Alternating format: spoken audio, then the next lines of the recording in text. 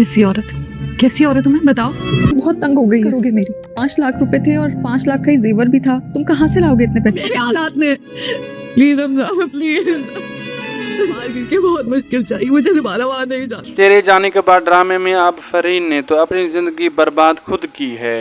अब एक बार फिर से वो वापस घर आ जाएगी, आके सजल पे जिंदगी अजाब कर देगी और सफीर भी सजल को बहुत तंग करने वाला है।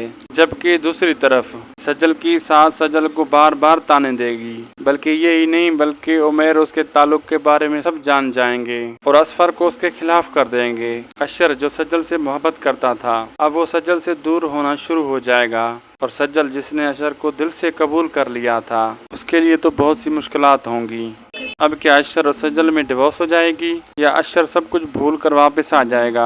आप इस बारे में क्या कहते हैं कमेंट सेक्शन में ज़रूर बताइए। वीडियो अच्छी लगी लाइक शेयर करना ना भूलिए और चैनल को लाजमी सब्सक्राइब कीजिए। मिलते हैं अगली वीडियो के साथ। अल्लाह हाफिज़।